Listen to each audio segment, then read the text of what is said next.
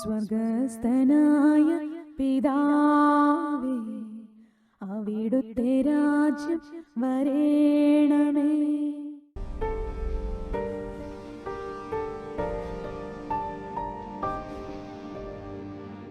ഈശോയുടെ ദിവ്യകാരുണ്യ ഹൃദയത്തിലേക്ക്, കരുണാ സമുദ്രത്തിലേക്ക് നമ്മെ സമർപ്പിക്കാം. ഈശോയുടെ തിരുഹൃദയത്തിൻ്റെ ഉള്ളിൽ അവിടുന്ന് നമ്മളെ വിശുദ്ധ കുർബാനയിലൂടെ, ഈശോയുടെ തിരുഹൃദയത്തിൻ്റെ ഉള്ളിലേക്ക് നമ്മളെ ഓരോ നിമിഷവും ഓരോ വിശുദ്ധ ബലിയിലും നാം നമ്മെ തന്നെ സമർപ്പിക്കുമ്പോൾ നാം അവിടുത്തേതായി മാറുകയാണ്.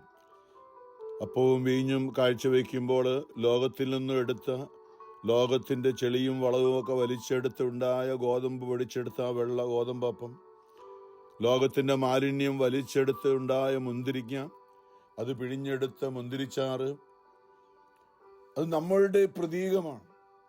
ഈ ലോകത്തിൽ നിന്നും അശുദ്ധിയും പാപവും വലിച്ചെടുത്ത് നമ്മുടെ ആത്മാവിനെ മലിനമാക്കി നമ്മുടെ ജീവിതത്തിൽ ഉണ്ടായിരിക്കുന്ന രോഗങ്ങളും സഹനങ്ങളും തകർച്ചകളുമൊക്കെയായി ആ അപ്പം ഉയർത്തുമ്പോൾ കാഴ്ചവെക്കുമ്പോൾ നമ്മളെയും കാഴ്ചവെക്കുകയാണ്.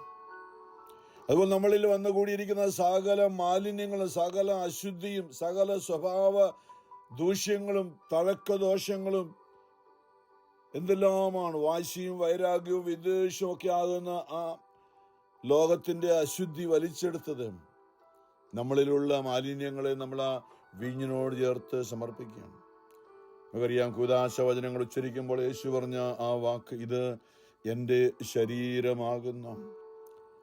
അപ്പം നമ്മളെ അതിൽ ആ ബലി അർപ്പകരായ നമ്മളെയും അതിലേക്ക് നാം കാഴ്ചവെപ്പിന്റെ സമയത്ത് പൂർണ്ണമായി സമർപ്പിച്ചിട്ടുണ്ടെങ്കിൽ, കൂദാശ വചനങ്ങൾ ഉച്ചരിക്കുമ്പോൾ അപ്പം യേശുവിൻ്റെ ശരീരമായി മാറുമ്പോൾ അപ്പത്തോടൊപ്പം സമർപ്പിച്ച നമ്മളുടെ രോഗങ്ങളും നമ്മുടെ സഹനങ്ങളും ഒക്കെ അവിടുത്തെ മുറിവായി, അവിടുത്തെ ശരീരത്തിലെ മുറിവായി മാറുകയാണ്.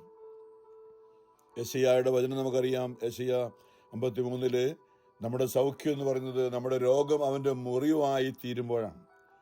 അവൻ്റെ മുറിവിനാൽ നമുക്ക് സൗഖ്യം.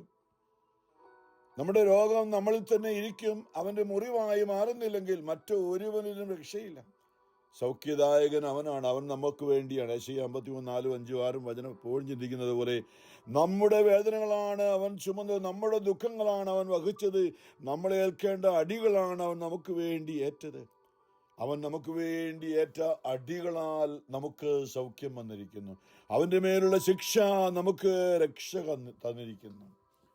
യോഹന്നാൻ ശ്ലീഹ വീണ്ടും പറഞ്ഞിട്ടുണ്ട്, 1 യോഹന്നാൻ 1-ാം-അധ്യായം 7 നമ്മുടെ കർത്താവായ ഈശോ മിശിഹായുടെ പരിശുദ്ധമായ രക്തം നമ്മെ സകല അശുദ്ധിയിൽ നിന്നും സകല പാപങ്ങളിൽ നിന്നും ശുദ്ധീകരിക്കുന്നു. അപ്പൊ അവന്റെ രക്തത്താൽ നമ്മൾ കഴുകപ്പെടുന്നത് വിശുദ്ധ കുർബാന എന്ന കൂദാശയിലൂടെയാണ്. പൂർണ്ണമായും ആ വീഞ്ഞ് അവന്റെ രക്തമായി അവൻ മാറ്റുകയാണ്. അപ്പൊ നമ്മൾ അതോടൊപ്പം സമർപ്പിച്ചിരിക്കുന്ന നമ്മുടെ അശുദ്ധിയും നമ്മുടെ പാപങ്ങളൊക്കെയും ഓക്കെ സത്യമായും യേശുവിൻ്റെ വാക്ക്, ആ അപ്പം എടുത്തുകൊണ്ട് പുരോഹിതൻ ഉച്ചരിക്കുമ്പോൾ യേശുവിൻ്റെ വാക്കാണ്, അത് പുരോഹിതൻ്റെ വാക്കല്ല. മത്തായി 26 അത് തന്നെയാണ് അന്ത്യത്താഴ് സമയത്ത് ഈശോ കുർബാന സ്ഥാപിക്കുമ്പോൾ ചെയ്തത്. ഞാൻ പലപ്പോഴും ഓർപ്പിച്ചു, അതായത് യേശു പറഞ്ഞാൽ അത് സംഭവിക്കും. അവൻ സൃഷ്ടാവാണ്, കർത്താവാണ്, അവൻ വചനമയച്ച് ഉരുവാക്കിയ ദൈവമാണ്. ഉണ്ടാകട്ടെ എന്ന വാക്കിനെല്ലാം ഉരുവാക്കിയ ദൈവമാണ്. യോഹന്നാൻ ശ്ലീഹ പറയുന്നുണ്ട്, എല്ലാം അവനിലൂടെ ഉണ്ടായി, ഒന്നും അവനെ കൂടാതെ ഉണ്ടായിട്ടില്ല, എല്ലാം അവന് വേണ്ടി സൃഷ്ടിക്കപ്പെട്ടു, അവനിലൂടെ സൃഷ്ടിക്കപ്പെട്ടു എന്ന് അവൻ്റെ വചനത്താൽ അവൻ അരുളി ചെയ്തപ്പോൾ ഉണ്ടായി. അതെ, ഈ ലോകത്തിലായിരുന്നപ്പോൾ അവൻ അരുളി ചെയ്തപ്പോൾ പല കാര്യങ്ങളും സംഭവിക്കുക നമ്മൾ കാണുന്നുണ്ട്.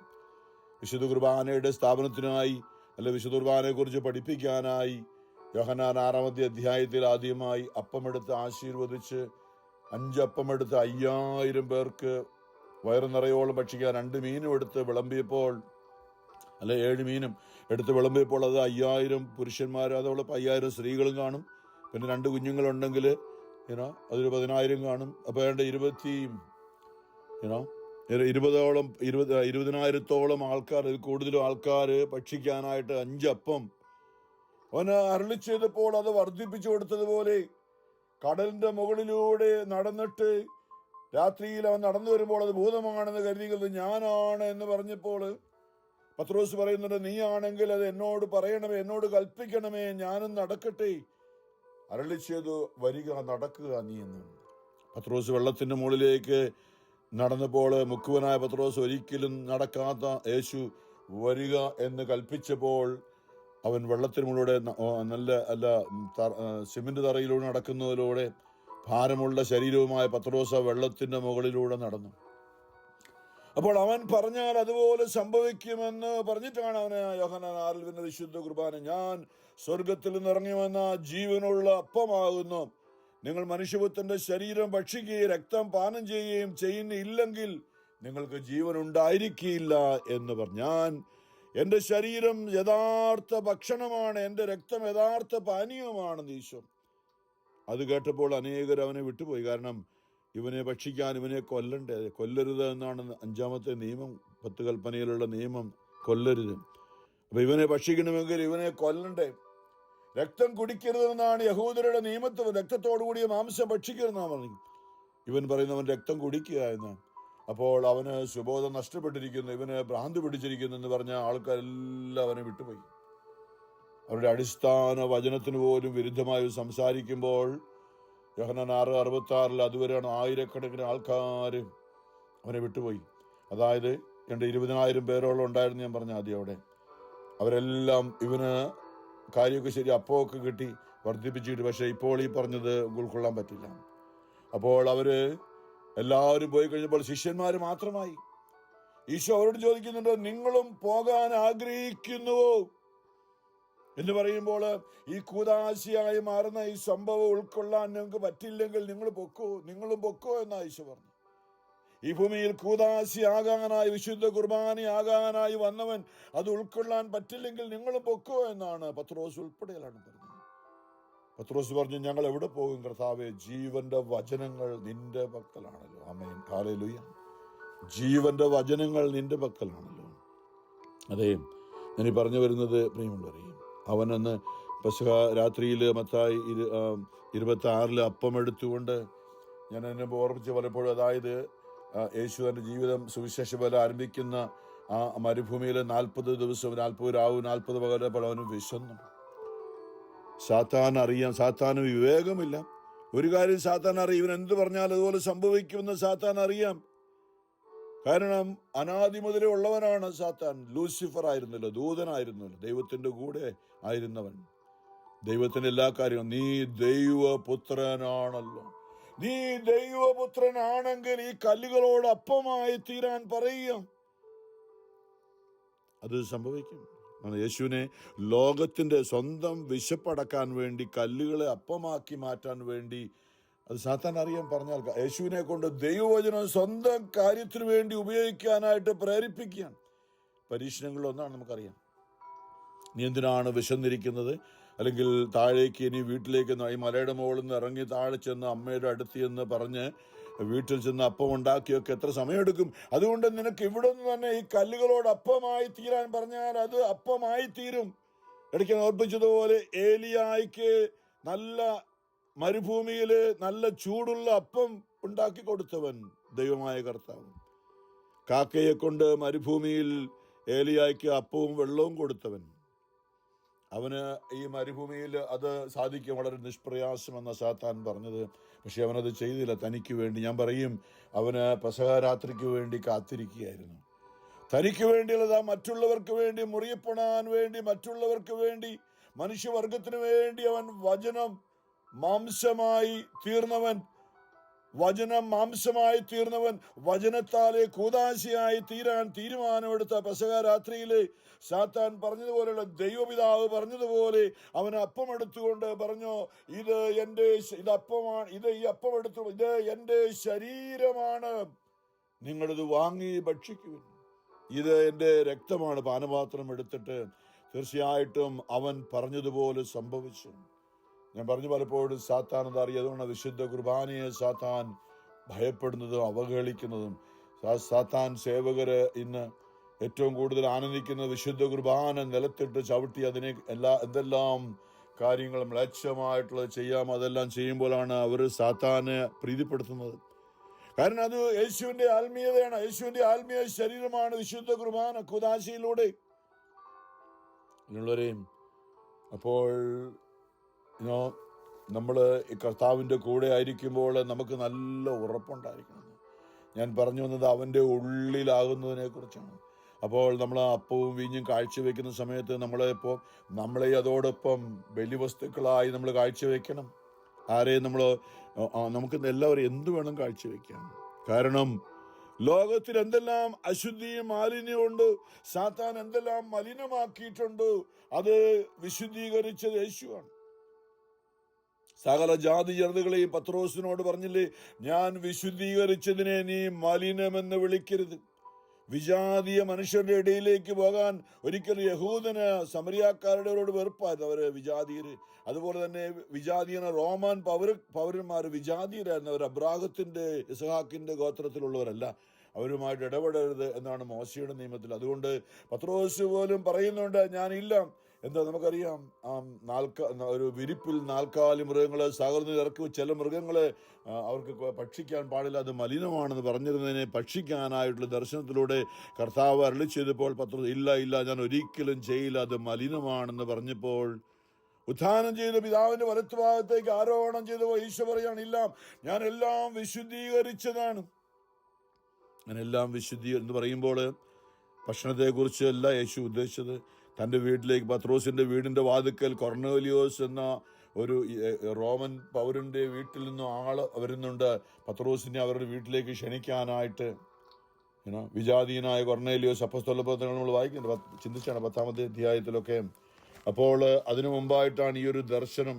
പത്രോസിന് മനസ്സിലായത് ദൈവമായ യേശുക്രിസ്തുവിന്റെ നിയോഗമാണ്. ഞാൻ വിജാതീയരുടെ അടുക്കിലേക്ക് പോയി അവരോടും ക്രിസ്തുവിനെ കുറിച്ച് പറയും. അവരെയും യേശു കാൽവരിയിൽ ലോകമെമ്പാടുമുള്ള സകല ജാതി ജനതകളെയും, അതാണ് യേശു പറഞ്ഞത്, ലോകമെങ്ങും പോയി സകല ജാതികളോട് ഈ സുവിശേഷം പ്രസംഗിക്കുക. അത് നമ്മൾ പ്രിയമുള്ളവർ, യേശു നമ്മുടെ ഉള്ളിലുള്ളപ്പോൾ മാത്രമേ നമുക്ക് സാധിക്കുകയുള്ളൂ.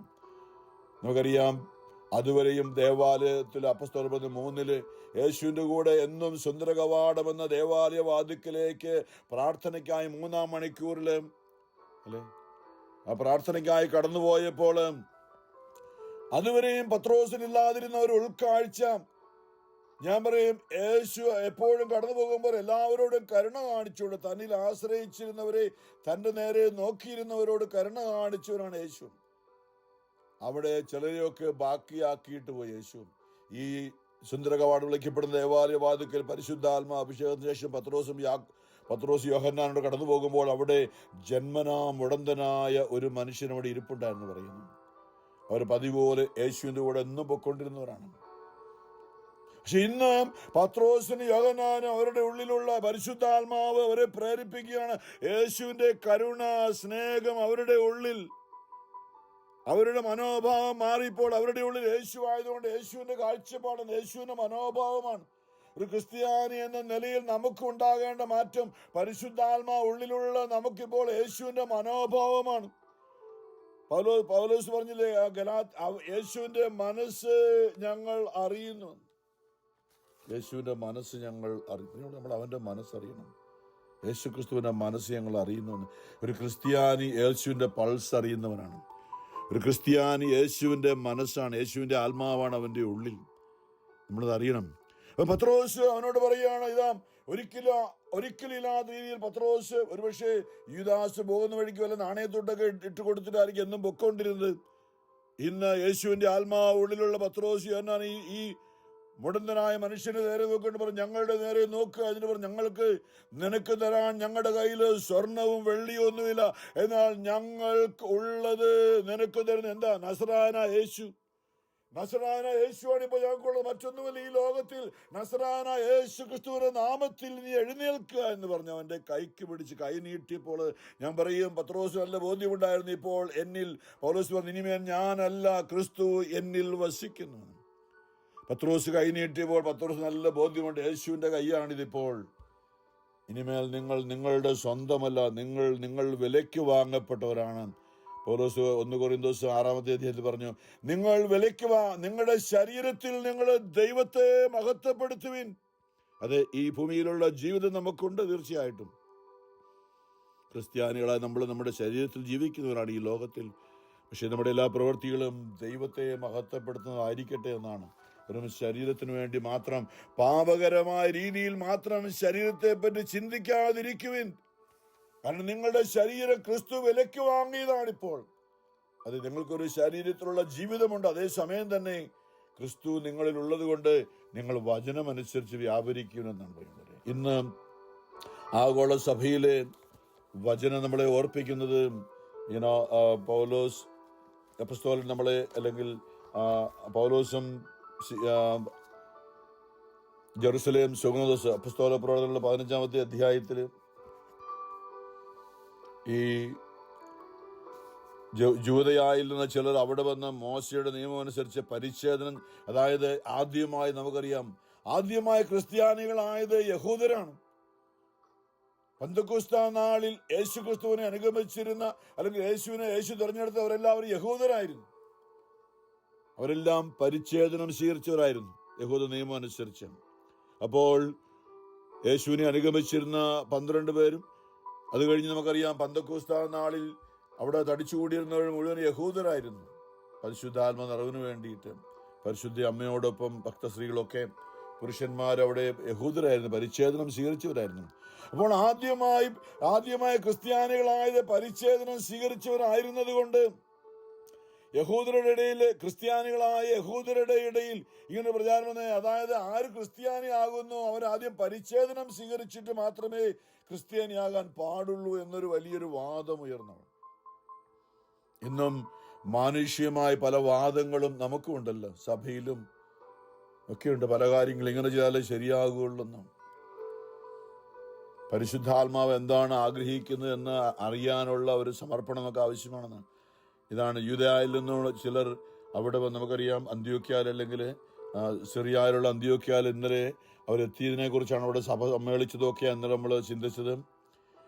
ദൈവം എന്തെല്ലാം കാര്യങ്ങൾ ചെയ്യുന്ന പൗലോസും ബർണ്ണബാസും ഒക്കെ അപ്പസ്തോലന്മാരുടെ അടുക്കൽ വന്ന്, അല്ലെങ്കിൽ അന്ത്യോക്യയിലെ സഭയിൽ വന്ന് വിവരിക്കുമ്പോൾ, അവിടെ യൂദയായിൽ നിന്ന്, ജെറുസലേമിൽ നിന്ന് വന്ന ചിലർ അവിടെ വന്ന് ക്രിസ്ത്യാനികളെ യഹൂദർ ക്രിസ്ത്യാനികളായി വന്ന് മോശയുടെ നിയമം അനുസരിച്ച് പരിച്ഛേദനം ചെയ്യപ്പെടാത്ത പക്ഷം രക്ഷ പ്രാപിക്കാൻ സാധ്യമല്ല എന്ന് സഹോദരരെ പഠിപ്പിച്ചു. പൗലോസും ബർണ്ണബാസും അവരോട് വിയോജിക്കുകയും വിവാദത്തിൽ ഏർപ്പെടുകയും ചെയ്തു. തന്മൂലം ജെറുസലേമിൽ ചെന്ന് ഈ പ്രശ്നം ചർച്ച ചെയ്യാൻ പൗലോസും ബർണ്ണബാസും അവരുടെ കൂട്ടത്തിൽപ്പെട്ട മറ്റുള്ളവരും നിയോഗിക്കപ്പെട്ടു. ആദ്യത്തെ ജെറുസലേം സുനഹദോസ് സിനഡ് നടക്കാൻ പോവാൻ അപ്പസ്തോലന്മാരുടെ കൂടെ ഇരുന്ന് ഈ കാര്യം ചർച്ച ചെയ്യാനായിട്ട്. അതായത് വിജാതിയരുടെ അടുക്കിലേക്ക് പൗലോസ് പോയി, ബർണ്ണബാസും പോയി. യഹൂദരല്ലാത്തവരോട് യേശുവിനെ സ്വീകരിച്ചു അനേകർ. നമുക്കറിയാം പത്രോസും ജെറുസലേമിൽ തന്നെ ആയിരുന്നപ്പോൾ കൊർന്നേലിയസിന്റെ വീട്ടിലേക്ക് അയക്കപ്പെട്ടു. അപ്പോൾ ഈ ഒരു പ്രശ്നം, ഇങ്ങനെ ഈ ഒരു വിവാദം ഉണ്ടായപ്പോൾ അതിന് എല്ലാവരും ഒരുമിച്ച് കൂടാൻ, ഒരു സുനഹദോസ് വിളിച്ചു കൂട്ടാൻ അവർ തീരുമാനിച്ചു. സഹോദരന്മാരെല്ലാവരും ജെറുസലേമിൽ എത്തിയപ്പോൾ സഭയും അപ്പസ്തോലന്മാരും ശ്രേഷ്ഠന്മാരും അവരെ സ്വീകരിച്ചു. ദൈവം തങ്ങൾ മുഖാന്തരം പ്രവർത്തിച്ച കാര്യങ്ങൾ അവർ പ്രഖ്യാപിച്ചു. എന്നാൽ ഫരീസേയരുടെ ഗണത്തിൽ നിന്ന് ഫരീസേയ വിഭാഗത്തിൽ നിന്ന് ഗണത്തിൽ നിന്ന് വിശ്വാസം സ്വീകരിച്ച ചിലർ എഴുന്നേറ്റ് എന്ന് പ്രസ്താവിച്ചു. അവരെ പരിച്ഛേദന, അതായത് ഈ കൂടെ വന്നവരെ, വിജാതീയരായ ക്രിസ്ത്യാനികളെ വന്നവരെ, അവരെ പരിച്ഛേദനം ചെയ്യുകയും മോശയുടെ നിയമം പാലിക്കണമെന്ന് അവരോട് നിർദ്ദേശിക്കുകയും ചെയ്യുക ആവശ്യമാണെന്ന് വാദിച്ചു. ഇക്കാര്യം പരിഗണിക്കാൻ അപ്പസ്തോലന്മാരും ശ്രേഷ്ഠന്മാരും ഒരുമിച്ച് കൂടി. ഇന്നത്തെ വായന അവിടം വരെയാണ്. പക്ഷേ നമുക്കറിയാം, അപ്പോഴാണ് പത്രോസ് അവിടെ വലിയ വാദപ്രതിവാദം, ശബ്ദകോലാഹലമുണ്ടായി സഭയുടെ ഉള്ളിൽ. അപ്പോൾ പത്രോസ് എഴുന്നേറ്റ് നിന്ന്, ഇന്നത്തെ വായനയല്ല, പക്ഷേ അത് ഒരു സൂചനയായിട്ട് പറയാം. പത്രോസ് എഴുന്നേറ്റ് തനിക്കുണ്ടായ അനുഭവം, വിജാതീയനായ കൊർന്നേലിയസ് റോമാക്കാരനായ കൊർന്നേലിയസിന്റെ വീട്ടിലേക്ക് പോകണ്ട എന്ന് കരുതിയിരുന്നപ്പോൾ തനിക്കുണ്ടായ ദർശനവും, അവിടെ ചെന്ന് കഴിഞ്ഞപ്പോൾ അവിടെ പത്രോസ് കർത്താവ് ദർശനം കൊടുത്ത് പോകുക, ഞാൻ വിശദീകരിച്ചത് മലിനമെന്ന് നീ പറയരുത് എന്ന് പറഞ്ഞു. അവിടെ പോയപ്പോഴും പത്രോസ് അവരോട് അപ്പോസ്തലപ്രവർത്തനം 10 പത്രോസ് അവരോട് സംസാരിച്ച് സത്യമായും ദൈവത്തിന് പക്ഷപാതമില്ലെന്നും കൊർന്നേലിയസിനെ വിളിച്ച് പത്രോസ് പറഞ്ഞാണ്. അപ്പോസ്തലപ്രവർത്തനം 10:34 അവിടുത്തെ ഭയപ്പെടുകയും നീതി പ്രവർത്തിക്കുകയും ചെയ്യുന്ന ആരും ഏതു ജനതയിൽപ്പെട്ടവനായാലും അവിടുത്തേക്ക് സ്വീകാരനാണെന്നും ഞാൻ സത്യമായും അറിയുന്നു. പത്രോസ് ഇത് പറഞ്ഞുകൊണ്ടിരുന്ന 44 പത്രോസ് ഇത് പറഞ്ഞുകൊണ്ടിരിക്കുമ്പോൾ തന്നെ കേട്ടുകൊണ്ടിരുന്ന എല്ലാവരുടെയും മേൽ പരിശുദ്ധാത്മാവ് വന്നു. വിജാതീയര് ഓർത്തു വയ്ക്കണം, അവർ ജ്ഞാനസ്നാനം, അവർ പരിച്ഛേദനം ചെയ്യപ്പെട്ടവരല്ല, അവർ മാമോദീസ സ്വീകരിച്ചിട്ടില്ല. യേശുവിനെ കുറിച്ച് കേട്ടപ്പോൾ, യേശുവിൽ വിശ്വസിച്ചപ്പോൾ തന്നെ ഈ വിജാതിയുടെ മേൽ പരിശുദ്ധാത്മാവ് വന്നു. വിജാതിയുടെ മേൽ പോലും പരിശുദ്ധാത്മാവിന്റെ ദാനം വർഷിക്കപ്പെട്ടതിനാൽ പത്രോസിനോട് വന്നിരുന്ന പരിച്ഛേദിതരായ വിശ്വാസികൾ വിസ്മയിച്ചു. അവർ അന്യഭാഷകളിൽ സംസാരിക്കുന്നത്, ഈ വിജാതിയര് പരിശുദ്ധാത്മാവ് നിറഞ്ഞുകൊണ്ട് ഭാഷാവരത്തിൽ അന്യഭാഷകളിൽ സംസാരിക്കുന്നതും ദൈവത്തെ സ്തുതിക്കുന്നതും അവർ കേട്ടു. അപ്പോൾ പത്രോസ് പറഞ്ഞു, നമ്മെപ്പോലെ തന്നെ പരിശുദ്ധാത്മാവിനെ സ്വീകരിച്ച ഇവർക്ക് ജ്ഞാനസ്നാന ജലം നിഷേധിക്കാൻ ആർക്കെങ്കിലും സാധിക്കുമോ? യേശു ക്രിസ്തുവിന്റെ നാമത്തിൽ അവർക്ക് സ്നാനം നൽകാൻ അവൻ കൽപ്പിച്ചു. നമ്മൾ പറയുന്ന ദൈവത്തിന്റെ ആത്മാവ് മനുഷ്യഹൃദയങ്ങൾ, ലോകമെമ്പാടുമുള്ള സകല മനുഷ്യന്റെ ഉള്ളിലും ദൈവത്തിന്റെ ആത്മാവ് വന്ന് വസിക്കാനായി. ദൈവത്തിന്റെ ആത്മാവാണ് നമ്മളെ ജഡികരായി. ഇന്ന് സുവിശേഷത്തില് ഈശോ മുന്തിരിച്ചെടിയാണ്. യേശു പറയാ, ഞാനാണ് സാക്ഷാൽ മുന്തിരിച്ചെടി. നമ്മൾ പറയുക, നമുക്കറിയാം, നമ്മൾ ഇങ്ങനെ ബഡ് ചെയ്തല്ലേ, ഫ്ലോറിഡയിലൊക്കെ നമ്മൾ എയർ ലെയറിങ്, അല്ലെങ്കിൽ സാധാരണ ഒരു മരം നട്ടിട്ട്, അല്ലെങ്കിൽ നല്ല മാവൊന്നും ആയിരിക്കും നടുന്നത്. പക്ഷെ അത് വെട്ടിയിട്ടിട്ട് അതിന്റെ മുകളിലേക്ക് നല്ല ഇനത്തിൽപ്പെട്ട മാവിന്റെ കമ്പ് ഒട്ടിച്ചേർത്തുകൊണ്ട് പതുക്കെ അതിങ്ങനെ ചുറ്റി കെട്ടിവെച്ചിട്ട് അത് കുറെ കഴിയുമ്പോൾ, അത് വളരാൻ ആരംഭിക്കുമ്പോൾ താഴെന്ന് വേറെ കമ്പുണ്ട്, പഴയ മാവിന്റെ താഴെയുള്ള ഭാഗത്ത് നിന്ന് ഏതെങ്കിലും ശിഖരം ഉണ്ടാകും, അത് വെട്ടിക്കളയും. ഈ മുകളിൽ ചേർത്ത് വെച്ചിരിക്കുന്ന നല്ല ഇനം മാങ്ങ ഉണ്ടാകണമെന്ന് ആഗ്രഹമുള്ളത് കൊണ്ട് ഏതാണ്ട് ഇതുപോലെയാണ് നമ്മളെ കാട്ടത്തി വെറും കാടന്മാരായിരുന്ന നമ്മളെ, മൃഗീയരായിരുന്ന നമ്മളെ, വിഭാഗീയ അല്ലെങ്കിൽ ജഡികരായിരുന്ന പൗലോസ് ഗലാത്യർ 5 പറഞ്ഞിരിക്കുന്നത് പോലെ ജഡത്തിന്റെ വ്യാപാരങ്ങളിൽ മുഴുകിയിരുന്ന എന്തെല്ലാമായിരുന്നു നമ്മുടെ സ്വഭാവം? വ്യഭിചാരം, അശുദ്ധി, ദുർവൃത്തി, വിഗ്രഹാരാധന, ആഭിചാരം, ശത്രുത, കലഹം, അസൂയ, കോപം, മാത്സര്യം, ഭിന്നത, വിഭാഗചിന്ത, വിദ്വേഷം, മദ്യപാനം, മധുരോത്സവം, ഇവയും വിദൃശ്യ മറ്റു പ്രവൃത്തികളും. ഇത്തരം പ്രവൃത്തികൾ ഏർപ്പെടുന്നവർ ദൈവരാജ്യം അവകാശപ്പെടുത്തുകയില്ലെന്ന് പറഞ്ഞിരുന്ന പഴയ കാട്ടുമരം പോലെ, കാട്ടത്തിയായിരുന്ന ഒരു ഫലവും ഇല്ലാതിരുന്ന മുൾച്ചെടി പോലായിരുന്ന നമ്മളെ വെട്ടിയിട്ട് അതിന്റെ മുകളിൽ ക്രിസ്തുവിനെ ഒട്ടിച്ചു വെച്ചു. ആമേൻ, ഹല്ലേലൂയ. മാമോദീസായിലൂടെ നമ്മളെ സാത്താനെ, അവന്റെ എല്ലാ പ്രവൃത്തികളെയും ഞാൻ വെറുത്തുപേക്ഷിക്കുന്നു, ക്രിസ്തുവിനെ ഞാൻ സ്വീകരിക്കുന്നു എന്ന് പറഞ്ഞുകൊണ്ട് നമ്മൾ സ്വീകരിച്ച കൺഫർമേഷനോട് ഉറപ്പിച്ചത് ക്രിസ്തുവിനെ നമ്മുടെ മേൽ പഴയ മനുഷ്യനെ വെട്ടിക്കളഞ്ഞിട്ട്, പഴയ മനുഷ്യനെ നിങ്ങൾ എഫേസ്യസിൽ പൗലോസ് അതേക്കുറിച്ച് പറയുന്നത്, നിങ്ങളിൽ പണ്ടുണ്ടായിരുന്ന പഴയ മനുഷ്യനെ ഉരിഞ്ഞു കളയുവിൻ അല്ലേ. നിങ്ങളുടെ പഴയ എഫേസ്യസ് 4:22 നിങ്ങളുടെ പഴയ ജീവിത രീതിയിൽ നിന്ന് രൂപം കൊണ്ട വഞ്ചന നിറഞ്ഞ ആസക്തികളെ കലുഷിതനായ പഴയ മനുഷ്യനെ ദൂരെ എറിയുവിൻ. വെട്ടിക്കളഞ്ഞിട്ട് യേശുക്രിസ്തുവിനെ നമ്മുടെ മേൽ ചേർത്ത് വെച്ച് മാമോദീസായിലൂടെ. അപ്പൊ ഇനിയും പഴയ സ്വഭാവങ്ങൾ വരുന്നത് അത് വെട്ടിക്കളയണം. യേശുക്രിസ്തു ആകുന്ന സാക്ഷാൽ മുന്തിരിച്ചെടിയുടെ ശാഖകളായി നമ്മൾ വളരേണ്ടവരാണെന്നാണ് യോഹന്നാൻ 15 ഞാൻ സാക്ഷാൽ മുന്തിരിച്ചെടിയും എൻ്റെ പിതാവ് കൃഷിക്കാരനുമാണ്, എൻ്റെ ശാഖകളിൽ ഫലം തരാത്തതിനെ അവിടുന്ന് നീക്കിക്കളയുന്നു, എന്നാൽ ഫലം തരുന്നതിനെ കൂടുതൽ ഫലം കായ്ക്കാനായി അവിടുന്ന് വെട്ടിയൊരുക്കുകയും ചെയ്യുന്നു. ഞാൻ നിങ്ങളോട് പറഞ്ഞ വചന നിമിത്തം നിങ്ങൾ ശുദ്ധിയുള്ളവരായിരിക്കുന്നു.